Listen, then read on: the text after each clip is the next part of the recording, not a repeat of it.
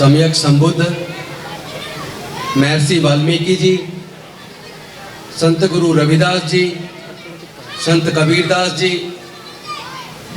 गुरु नानक देव जी, ज्योतिबा फूले जी, सावित्रीबाई फूले जी, फातिमा शेख जी, साहू जी महाराज, पेरियार रामास्वामी नायकर जी, doctor Baba Saheb Ambedkar एवं मानवर कांसीराम साहब सहित तमाम समाज के महापुरुषों के चरणों में कोटि कोटि नमन करते हुए मंच पे आसीन मिशन जय भीम के सारे पदाधिकारीगण, क्षेत्रीय निगम पार्षद अजय जी, हमारे आयोजक साथी और क्षेत्र के अलग अलग हिस्से से आए हुए माताओं, बहनों, बुजुर्गों, साथियों और प्यारे बच्चों, धर्म के आधार पर पढ़ने लिखने से दूर रखा हो, जिस समाज को धर्म के आधार पर व्यापार करने से, संपत्ति इकट्ठा करने से दूर रखा गया हो, जिस समाज को काम के बदले में कभी भरपेट खाना ना मिला हो, तो क्या वो समाज तरक्की कर सकता था? तो हमारे तरक्की ना कर पाने के कारण तो हमारे धर्मशास्त्रों में छुपे हैं। लेकिन भला हो, लगभग 3500 साल के बाद जब डॉक्टर बाबा साहेब अम्बेडकर पैदा हुए, चूंकि उनके पिताजी अंग्रेजों की सेना में मेजर सूबेदार के पद पे रिटायर हुए, तो उन्होंने अंग्रेजों से अप्रोच लगा के जैसे तैसे डॉक्टर बाबा साहेब अम्बेडकर जी को स्कूल में दाखिला दिला दिया।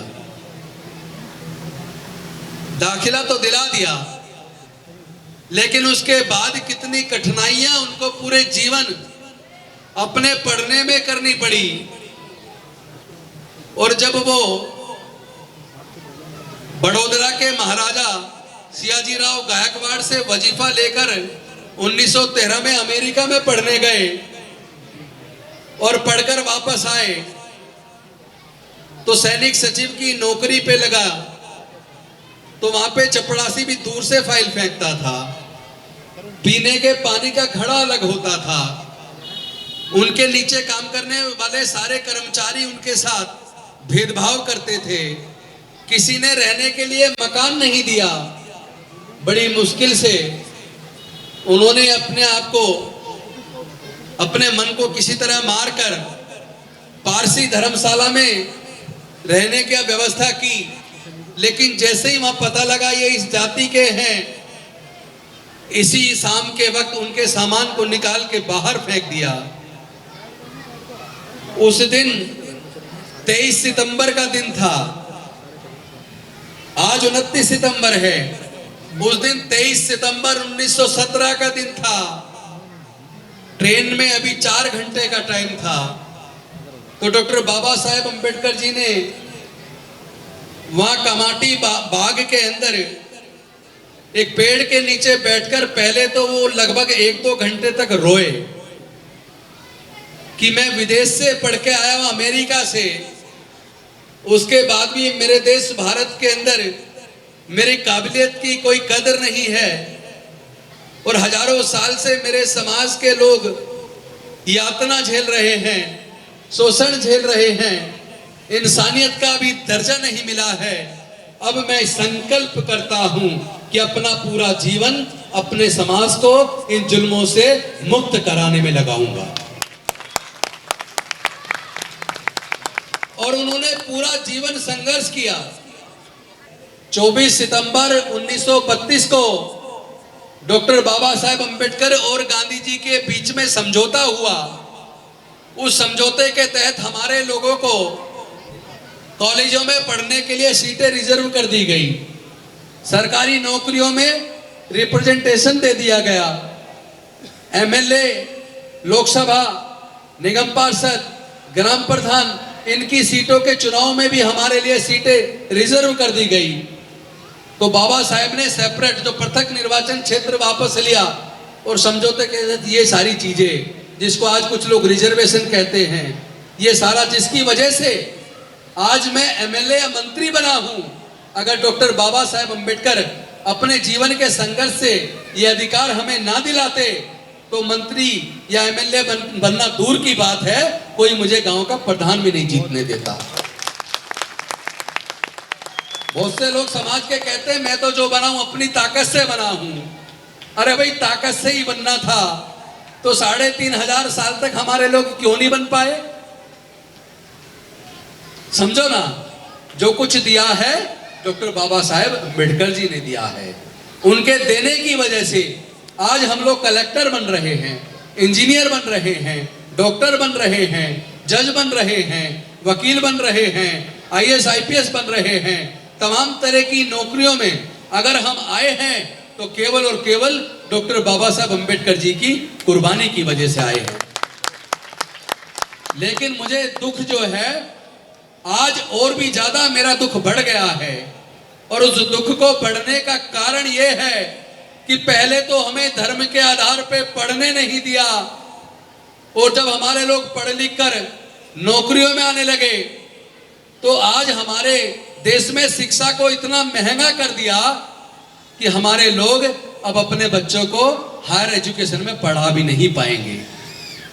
आपका जो बच्चा मेहनत करके एग्जाम पास करके इंजीनियरिंग में आता है, सरकारी कॉलेजों में भी इंजीनियरिंग में 1 साल की फीस लाख लाख रुपया है। क्या हमारे समाज के लोग एक बच्चे की पढ़ाई पर 1 साल में 1 लाख रुपया खर्च कर सकते हैं क्या? नहीं कर सकते ना। नमस्कार, आप देख रहे हैं WTOH न्यूज़ एक भारत। मैं आज़ाद कबीर।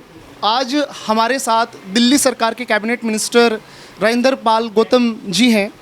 अभी एक प्रोग्राम का कार्यक्रम का आयोजन किया गया मिशन जय भीम के नाम से, उसमें सर मौजूद थे और सर ने बहुत ही अच्छी बातें समाज के युवाओं को, बच्चों को एजुकेशन पे और बहुत सारी बातें, इंपॉर्टेंट बातें बोली हैं। एजुकेशन इंपॉर्टेंट है, समाज का अगर कल्याण करना है तो एजुकेशन से ही जीवन में परिवर्तन आता है। सर बहुत बहुत स्वागत है आपका। एजुकेशन पे सर, ये जो हमारा जो समाज है, SC ST समाज है सर, इसको इतिहास के पन्नों को अगर हम उठा करके देखें तो इसको हाशिए पे रखा गया, बहुत ज़्यादा इसको प्रताड़ित किया गया।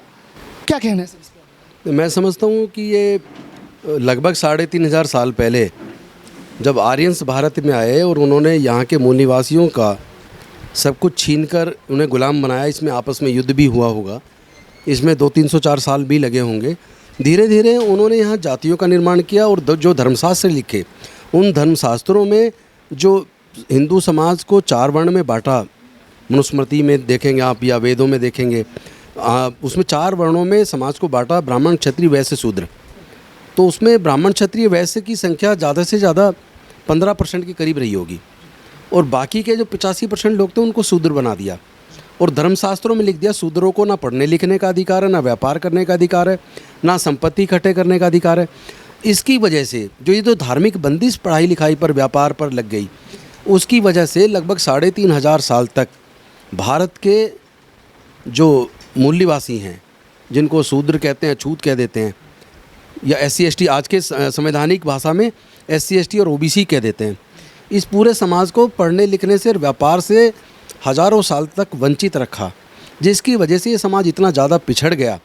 और आज जब डॉक्टर बाबा साहेब अम्बेडकर जी के जीवन के संघर्ष से हमारे लोगों के पढ़ने लिखने का रास्ता खुला, व्यापार का रास्ता खुला, नौकरी का रास्ता खुला, तो थोड़े से ही हमारे लोग आगे आए थे कि देश में शिक्षा को हमारे लोगों से फिर से छीन लिया, इतना महंगा कर दिया कि हमारे लोग पैसे का अभाव में पढ़ ना पाए। और दूसरी तरफ जो नौकरियां मिल जाती थी उसमें ठेकेदारी प्रथा लाकर, आउटसोर्स करके और देश के संसाधनों को बेचकर सरकारी नौकरी के रास्ते को भी बंद कर दिया। और ऐसे हालात में गरीब बस्तियों में नशा इतनी तेज़ी से फैलता जा रहा है और सरकारें उस पर, पुलिस की तरफ से, सरकारों की तरफ से कोई ठोस कार्रवाई नहीं होती है, जिसकी वजह से धीरे धीरे हमारा देश नशे की गिरफ्त की तरफ बढ़ रहा है। और उस विशेष रूप से जो मजदूर तबका है, जो गरीब है, वो नशे की तरफ बढ़ रहा है। तो अगर इसी तरह बढ़ता रहा और कोई ठोस कार्रवाई नहीं की गई तो हमारा समाज के लोग फिर से गुलाम हो जाएंगे। बिल्कुल सर, ये मेरी चिंता है, जिसके लिए मैं अपने लोगों को जागरूक जगह जगह जाके कर रहा हूँ कि भैया, एक तो आप अपने बच्चों को नज़र रखो कि वो नशे से दूर रहें। दूसरी बात, बेशक एक कपड़ा कम सिलवा लेना, खाना थोड़ा सा कम खा लो, लेकिन बच्चों को पढ़ाओ ज़रूर। बच्चे जब पढ़े तो फिर डॉक्टर, इंजीनियर, जज बने, IAS IPS बने, और अब पढ़ने से फिर से वंचित हो रहे हैं तो फिर से गुलाम बनेंगे, फिर से मजदूर बनेंगे। तो पूरा समाज बड़ी मुश्किल से तो 3,500 साल की गुलामी से बाबा साहब ने बाहर निकाला था, लेकिन आज एक ऐसी साजिश रची गई जो पूरे देश को ही गुलाम बनाई जा रही है। और जब देश गुलाम होगा तो उसमें पैसे वाले लोग कभी गुलाम नहीं रहे, वो अंग्रेज़ों के टाइम पे भी गुलाम नहीं रहते, जो गरीब है वो गुलाम होता है। तो आने वाले समय में जो स्थिति बनी हुई उसमें हमारे समाज के लोग बिल्कुल दीनहीन हो जाएंगे, पढ़ाई उनसे पूरी तरह छीन चुकी होगी, नौकरियां छीन चुकी होंगी, तो उनकी हालत तो फिर दोबारा वही होगी जहाँ से निकले तो वहीं चले गए।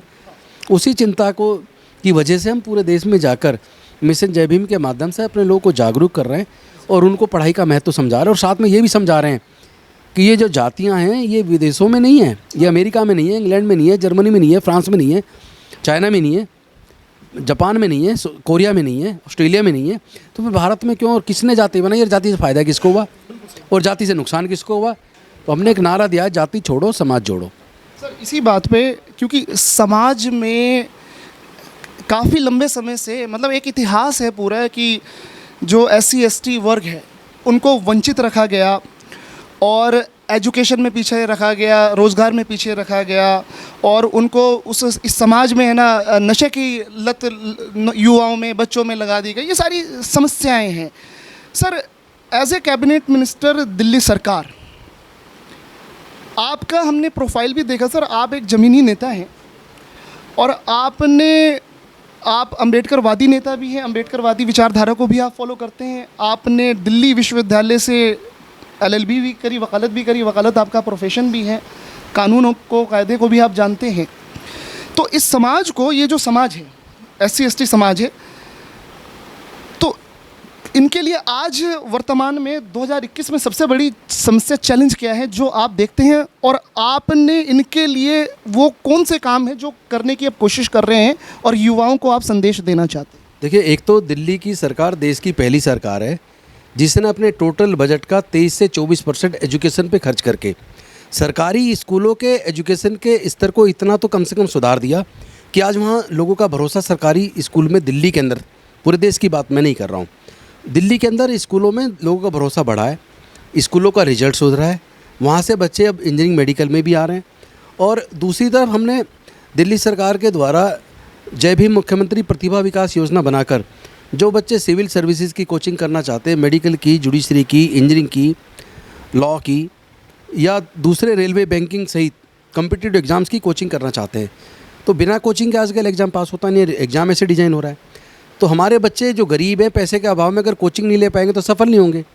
उन बच्चों के लिए हमने कोचिंग की व्यवस्था की है। देश के जाने माने 46 इंस्टीट्यूशन हमारे पैनल पे हैं, और जो 2-3 बड़े इंस्टीट्यूट जिन्होंने अप्लाई नहीं किया है उनको भी हमने अपने इसमें इनकॉर्पोरेट किया है।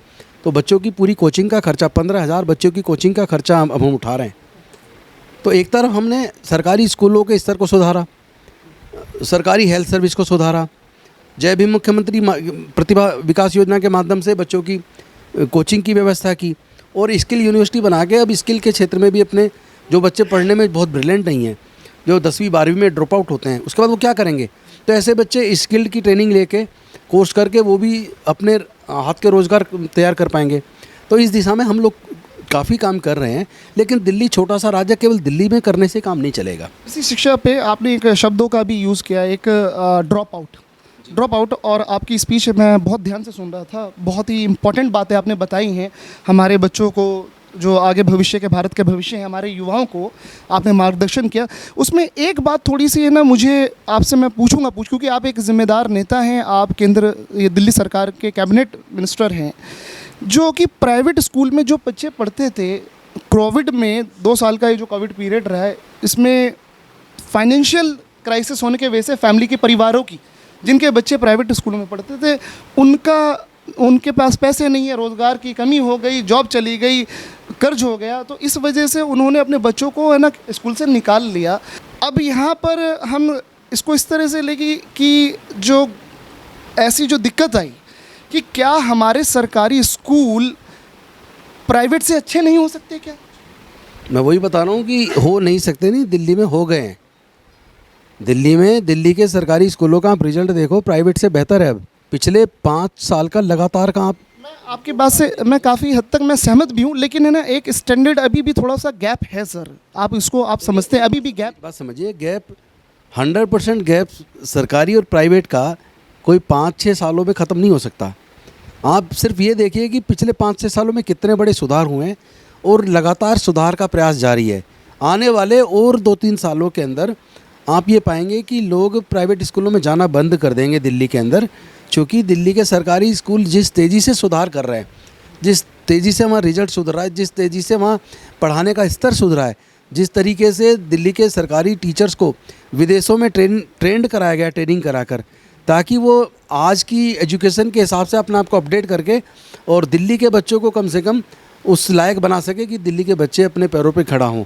तो दिल्ली के अंदर एजुकेशन पे बहुत बड़ा इन्वेस्टमेंट किया जा रहा है और हम इसको इन्वेस्टमेंट मानते हैं कि इन्वेस्टमेंट होगा तो बेहतर स्कूल होंगे, बेहतर स्कूल होंगे तो बेहतर बच्चे बनेंगे और बेहतर बच्चे का भविष्य होगा तो देश का भविष्य बेहतर बनेगा। एक सवाल और है सर, जो कि हम चाहते हैं कि आप उसको उस पर आप बोलें, आप और खुल करके बोलें। आप सर 8 विभाग को आप देख रहे हैं, वाटर हो गया, नहीं वाटर ये पहले पुराने उसमें पुराने प्रोफाइल है, आते होंगे, अभी 5 विभाग हैं, 5 विभाग आपके पास हैं। तो वो गूगल में वो दिखा रहे हैं 8 विभाग दिखा रहे हैं, लेकिन आप कह रहे हैं 5 विभाग है। उसमें आप SC/ST को तो देख ही रहे हैं, हम SC/ST पे ही स्पेसिफिक हम बात करते हैं, इसी समाज इसी वर्ग पे हम बात करते हैं। सर मैं आपसे, आप दिल्ली सरकार में कैबिनेट मिनिस्टर हैं, WTOH न्यूज़ आपसे ये सवाल करते हैं कि क्या सर आपको नहीं लगता, हमने अभी कुछ दिन पहले हमारा एक कार्यक्रम है अब वोटर बोलेगा, उस शो को हमने कार्यक्रम को आपके इसी इलाके में आकर के हमने उसको किया, जनता की बदहाली और समस्या को हमने जानने की कोशिश करी, मतलब चारों तरफ बदहाली ही बदहाली दिखी। अब मैं एक्सप्लेन नहीं करूंगा क्योंकि वो न्यूज़ बनी हुई है ऑलरेडी। अब मैं आपसे सिर्फ सवाल ये है कि क्या SC/ST का जो इलाका होता है, कॉलोनियाँ होती हैं, और यहाँ पे मैं है ना अल्पसंख्यक को भी जोड़ूंगा, ये जो वंचित जो बहुसंख्यक के बारे में मैं नहीं पूछ रहा, अल्पसंख्यक हो गए, अल्पसंख्यक में मैं किसी का नाम नहीं ले रहा, सबकी मैं बात कर रहा हूँ, और मैं स्पेसिफिक होकर के SC/ST की बात कर रहा हूँ। यहाँ पर है ना सरकारों की, आप दिल्ली सरकार में हैं, कल्याणकारी योजनाएं और काम जो डेवलपमेंट के कार्य हैं वो रुकते क्यों हैं, इतनी कम स्पीड में, धीमी गति में क्यों आते हैं सर, इस पर क्या कहना है आप? देखिए 1993 जब से दिल्ली में सरकारें बनी हैं, किसी भी सरकार के 5 साल के कार्यकाल में डेवलपमेंट के काम की सूची आप RTI करके लेके निकाल लो तो आप ये पाएंगे कि हमारी जब से सरकार दिल्ली के अंदर बनी है तब से रीसेटलमेंट कॉलोनीज़, क्लस्टर्स में और दूसरे क्षेत्रों में भी निष्पक्ष रूप से विकास के कार्य बहुत तेज़ी से बढ़े हैं। इतनी तेज़ी से पहले कभी काम नहीं हुए जितनी तेज़ी से अब हुए हैं। यहाँ तक कि मैं यहाँ आज आया हूँ तो मुझे अभी पता लगा यहाँ की जितनी गलियाँ सारी बड़ी साफ़ सुथरी तरीके से बनी हुई हैं, तो मुझे ध्यान नहीं था मैंने कहाँ कहाँ फंड दिया। फिर मुझे मेरे साथियों ने याद दिलाया जो यहाँ के निगम पार्षद हैं कि ये जितनी गलियाँ बनी हैं सारी SC/ST वेलफेयर फंड से ही बनी हैं। तो हम लोगों ने कई तरह के फ़ंड हैं, एक क्लस्टर्स के का फ़ंड स्लम का अलग से है, क्लस्टर्स में उससे काम होता है स्लम के फ़ंड से। जो SC/ST की बस्ती है उसके लिए फ़ंड हमने अलग से रखा हुआ, उससे भी काम होता है। मुख्यमंत्री सड़क पुनर्निर्माण योजना से भी काम होता है, MLA लेड फंड से भी काम होता है, ग्रामीण डेवलपमेंट बोर्ड जो उसके फंड से भी काम होता है। तो हमने इतने सारे हमारे हेड्स बने हुए हैं जिसके माध्यम से दिल्ली के अंदर बहुत तेज़ गति से काम पिछले 6-7 सालों में हुआ है। और ये आप आंकड़ों से निकाल के कंपैरिजन करेंगे तो आप पाएंगे कि काम की गति कई गुना ज़्यादा बढ़ी है। आप युवाओं को क्या संदेश देना चाहेंगे आप? मैं सिर्फ एक बात कहना चाहूँगा युवाओं को कि नशा, आप नशे के आदि ये सोच के होते हैं कि आपके दुख का सहारा बनेगा। नशा आपके दुख का सहारा नहीं बनेगा, बल्कि आपके साथ साथ आपके परिवार और क्षेत्र में भी दुख को फैला देगा, कष्ट बढ़ा देगा। नशा समस्या का समाधान नहीं है बल्कि समस्याओं को बढ़ाता है। आप लोग ज़्यादा से ज़्यादा पढ़ाई पे ध्यान दें, और अगर आप बहुत ज़्यादा अच्छे पढ़ने में नहीं हैं, आप हायर एजुकेशन में नहीं जाना चाहते, तो फिर आप स्किल्ड की जो ट्रेनिंग लीजिए, किसी ITI में एडमिशन लीजिए और हाथ के दस्तकार होकर अपना, आपको बहुत सारी फैक्ट्रियों में नौकरी मिल जाएगी, कंपनियों में नौकरी मिल जाएगी। दूसरी तरफ हमारे SC/ST OBC वेलफेयर डिपार्टमेंट है के माध्यम से SC/ST OBC handicapped finance development corporation है, आप उससे लोन लीजिए, उस लोन लेकर अपने छोटे मोटे व्यवसाय शुरू कीजिए, और बहुत ही सस्ते दर पे हम लोग लोन दे रहे हैं, और उसमें छोटे उसके अमाउंट के लिए तो कोई गारंटी की भी ज़रूरत नहीं है। तो आप लोग निराश ना हो, पढ़ाई पे ध्यान दें। पढ़ाई बहुत ज़्यादा हाई लेवल पे ना कर पाएँ तो कोई काम सीख कर अपना रोज़गार का साधन शुरू करें। सर बहुत बहुत धन्यवाद आपका। हमारे साथ दिल्ली सरकार के कैबिनेट मिनिस्टर राजेंद्र पाल गौतम जी थे। यहाँ की समस्या पे बात करी, युवाओं की समस्या पे बात करी और SC/ST वर्ग की जो मूलभूत समस्या है उस पर भी बात करी। लेकिन यहाँ पर कुछ सवाल उठते रहेंगे और W2H न्यूज़ मीडिया ये बात आवाज़ उठाती रहेगी कि जो गति है, जो विकास की जो गति है, जो डेवलपमेंट की जो गति है, वो बहुत ही लास्ट में SC/ST वर्ग उनके इलाकों में और या अल्पसंख्यक के इलाकों में ये बहुत ही धीमी गति के साथ विकास वहाँ पे पहुँचता है। ये सारे सवाल हैं। हमारे साथ कुछ युवा हैं और आज अभी थोड़ी देर पहले एक कार्यक्रम का आयोजन किया गया, मिशन जय भीम। स्वागत है आपका तरुण जी। जी सर। ये जो कार्यक्रम किया गया, इसका उद्देश्य क्या था? सर, उसका उद्देश्य यही था कि हम जो एक मिशन के तहत काम कर रहे हैं जिसका नाम है मिशन जय भीम, इसका सीधा सा उद्देश्य यही है कि जाति तोड़ो समाज जोड़ो।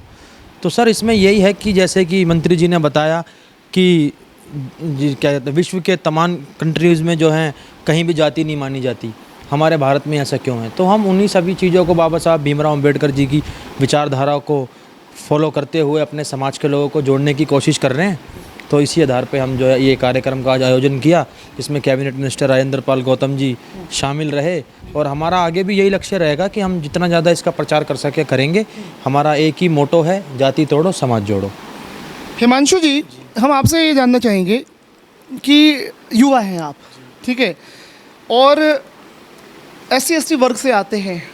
आज जिस तरह से बाबा साहब भीमराव अंबेडकर ने अपने बचपने में, अपनी जवानी में जो एक जाति की प्रताड़ना सही थी, आज क्या आप भी इस तरह की कुछ चीज़ें फील करते हैं आज के 2021 के भारत में? सर बिल्कुल फील करते हैं कि आप जैसा देख सकते हैं कि जाति तोड़ो समाज जोड़ो, हमारे समाज को पिछड़ा वर्ग समाज बताया गया और रखाई भी गया है। कैसे फील करते हैं? वो क्या चीज़ें अभी आप देखते हैं, जैसे कि आप वो त्रुटियां समाज में? सर जैसे कि आप कुछ भी विकास ले लीजिए, मनुवादी यहाँ तंत्र फैला हुआ है। जैसे कि आप देख सकते हैं हमारी गलियाँ देख सकते हैं, रोड देख सकते हैं, हमारे यहाँ पे कूड़े का वो देख सकते हैं, कूड़ादान, पार्क देख सकते हैं। तो बहुत बुरी दुर्दशा हुई है। जैसे कि आप ये आपको सारा सर आपके सामने ही है, आप आए थे अभी हमारे बीच, अभी इलाके के अंदर आपने सारा कुछ देखा। तो सर आप देख सकते हैं। आज आपने दिल्ली सरकार के कैबिनेट मिनिस्टर राजेंद्र पाल गौतम जी आपके कार्यक्रम में आए हुए थे, तो और बहुत ही उन्होंने अच्छी बातें बोली, समाज के लिए, शिक्षा पे बोली, बच्चों के लिए बोली। तो आप एक युवा हैं और आप एक संगठन हैं आप, तो आप इस समाज को, अपने समाज को कैसे आप आगे बढ़ाएंगे? सर हम जो हैं बाबा साहब भीमराव अम्बेडकर के जो 3 मूल मंत्र हैं उस पर काम करते हैं और हमारी यही विचारधारा है। मैं वो मूल मंत्र बता दूं, शिक्षित रहो, संघर्ष करो और जब तक अपना हक ना मिल जाए तब तक संघर्ष करते रहो। तो सर इसी विचारधारा को लेकर के आगे चलेंगे और इसी विचारधारा को आगे बढ़ाएंगे। बिल्कुल, ये लाइन आपकी बहुत अच्छी थी कि जब तक अपना हक ना मिल जाए संघर्ष करते रहो। आपसे मैडम हम बात करेंगे, आप इधर आ जाइए थोड़ा। पहले तो आप अपना नाम बताइए। मेरा नाम हेमलता। हेमलता जी, आप ये जो समाज है अपना, जो SC/ST वर्ग है, उसको एक लंबे समय से है ना, उसको वंचित रखा गया, शिक्षा से, रोजगार से नीचे जाती है। आप समाज में आपको ये हक नहीं मिलेगा, वो हक नहीं मिलेगा, मतलब 10-100 तरह के है ना नियम कानून कायदे सिर्फ SC/ST के लिए था। क्या कहना है इस पे आप? इस पर सर मैं यही कहना चाहूँगी कि पहले अपने समाज को शिक्षित बनना है, शिक्षा से ही हम आगे बढ़ सकते हैं। हमारे साथ इस वक्त 2 व्यक्तित्व मौजूद हैं जो कि ये SC/ST समाज जो है EE ब्लॉक जहांगीरपुरी में, ये एक इस समाज में एक जिम्मेदार के तौर पे ये जाने जाते हैं। तो हम बात करेंगे, क्या कहना है ये जो कार्यक्रम था, इसमें आपके दिल्ली सरकार के जो मिनिस्टर थे राजेंद्र पाल गौतम जी, वो आए हुए थे, तो क्या उद्देश्य था इस कार्यक्रम का? ये मिशन जय भीम एक ऑर्गेनाइजर है, मिशन जय भीम, उसके ये संरक्षक हैं। मिशन जय भीम के तहत हमने इनको अपने यहाँ बुलाया, जो बाबा साहब अम्बेडकर के अनुयायी हैं और बाबा साहब अम्बेडकर की विचारधारा को इन्होंने समझा है, पढ़ा है, देखा है। तो उसी के मद्देनज़र हमने अपने क्षेत्र में इनको बुलवाया कि इस समाज को, बहुजन समाज को थोड़ा अपना दिशा निर्देश दें और हम लोगों को थोड़ा इस चीज़ से अवगत कराएं। सुनहरी अनुराग जी, आप 101 बात और हम ये जानना चाहेंगे कि आप अपने इस वंचित समाज का, जो कि एक लंबे समय से एक हमारे भारत में जाति का जो एक शिकंजा है, जातिवाद, और इसमें एक लंबे समय से प्रताड़ना इन्होंने झेली है। तो आज आप अपने समाज को किन किन समस्याओं में देखते हैं और कैसे निकालेंगे?